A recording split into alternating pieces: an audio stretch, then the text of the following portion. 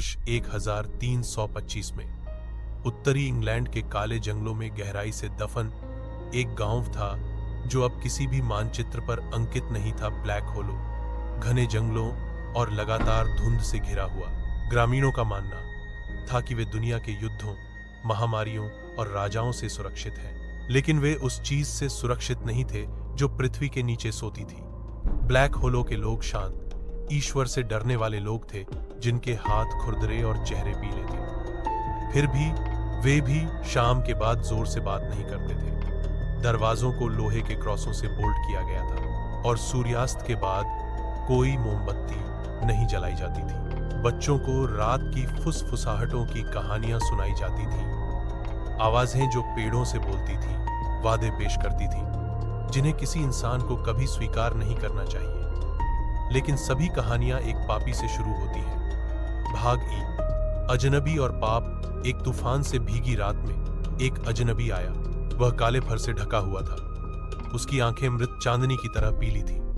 उसने खुद को फादर एलियास कहा, एक घुमंतु भिक्षु।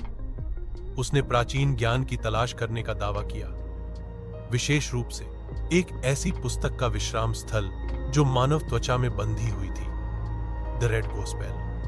ग्रामीणों ने उससे जाने की भीख मांगी। वे किंवदंतियों को जानते थे।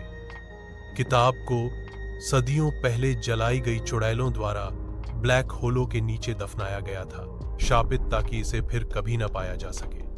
लेकिन फादर एलियास ने नहीं सुना। उन्होंने सोना और चिकित्सा जड़ी बूटियां दी और कुछ मूर्खों ने उनकी मदद की। उसने गांव के केंद्र में पुराने कुएं के पास खोदा, जहां 100 वर्षों से कुछ भी नहीं उगा था, यहां तक कि काई भी नहीं। 7वीं रात को उसे यह मिल गया। भाग 3 एज। शीतकालीन संक्रांति पर एक तूफान के दौरान जिसने स्वर्ग को हिला दिया, एक गाड़ी आई, पीछे जंजीरों में जकड़ी हुई, आंखों पर पट्टी बंधी और मुंह सिल हुआ। 16 साल से अधिक उम्र की एक लड़की थी। उसका नाम अन्या था। उसने अपने गांव के जलने के बाद से बात नहीं की थी और उसके माता पिता को उल्टा लटका हुआ पाया गया था। उनके शरीर से खून बह गया था।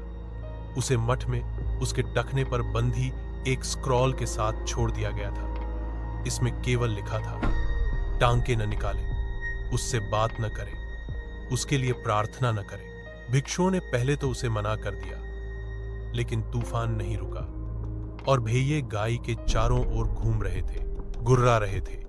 जिस क्षण द्वार उसे अंदर आने देने के लिए खुले, घंटी बजी। किसी ने उसे छुआ नहीं था। भागी। नीचे की भूख अन्या के प्रवेश के बाद मठ बदलने लगा। दीवारें खून से लथपथ हो गई। चूहे सोते हुए भिक्षुओं के मुंह में घुस गए। पवित्र जल काला हो गया।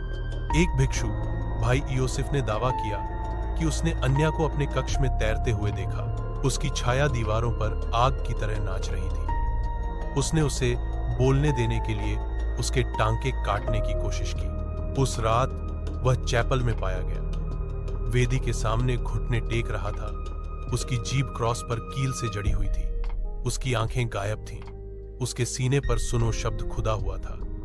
एक एक करके अन्य भिक्षुओं ने अपने दिमाग में उसकी आवाज सुनना शुरू कर दिया।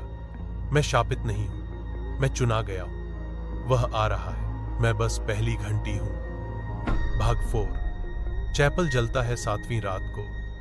अन्या के सेल से आग लग गई, लेकिन उसने उसे भस्म नहीं किया। वह बिना छुए लपटों से गुजरी। उसके टांके गायब हो गए।